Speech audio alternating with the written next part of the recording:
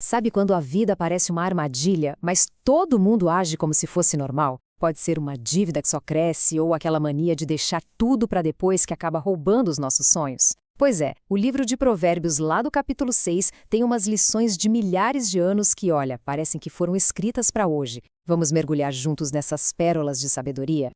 E a ideia central que a gente vai explorar é exatamente essa. A sabedoria funciona como uma proteção, um escudo contra essas ciladas que o mundo moderno apresenta como se fossem a coisa mais comum do mundo, mas que, no fundo, podem estar impedindo uma vida plena. Então, o nosso caminho hoje vai passar por 6 grandes pérolas de sabedoria, tá? A gente começa falando de finanças, depois mergulha na disciplina e na preguiça, aborda umas questões bem sérias de caráter e termina falando sobre as consequências das nossas escolhas. Ok, vamos lá.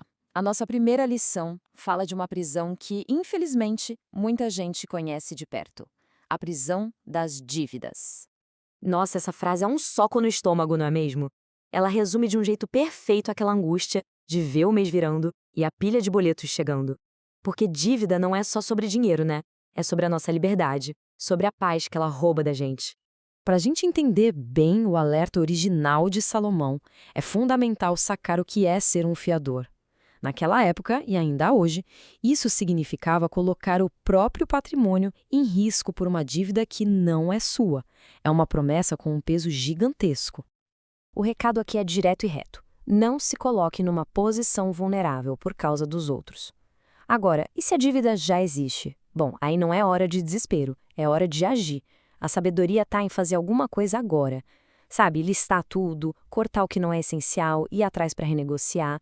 São passos pequenos, mas o importante é a consistência. A liberdade financeira começa com um não bem firme para tudo aquilo que nos aprisiona. Certo, a gente já falou sobre o que evitar.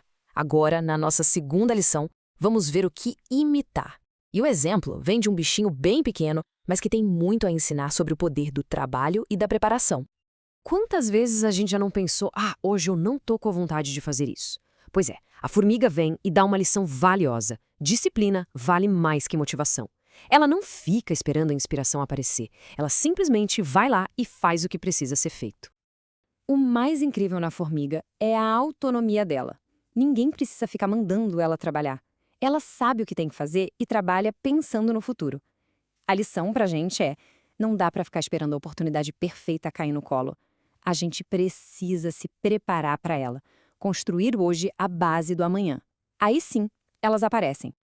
E saindo da disciplina da formiga, a gente vai pro exato oposto. A terceira lição é um alerta bem sério e direto contra os perigos de deixar tudo para depois. Essa pergunta aqui é para uma reflexão bem honesta.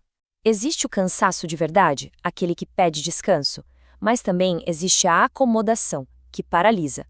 É muito fácil confundir os dois, por isso é tão importante saber a diferença entre o descanso que renova e a preguiça que impede a gente de avançar.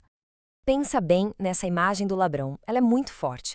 A preguiça não arromba a porta, ela entra de fininho, um dia de cada vez, e quando a gente vê, ela roubou o nosso futuro. A sabedoria nos chama para quebrar essa inércia. Uma dica que ajuda muito é a regra dos 2 minutos. Se uma tarefa leva menos de 2 minutos, faz agora. O esforço de hoje é a base da prosperidade de amanhã. Bom, agora a gente entra num tema mais delicado, mas que é igualmente importante. Provérbios nos ensina que, apesar do amor ser a essência de Deus, existem alguns comportamentos que ele simplesmente abomina. E o motivo é simples, porque eles causam dor e destruição. Antes da gente olhar para a lista, fica aqui um convite à honestidade. A ideia não é julgar ninguém, mas sim olhar para dentro.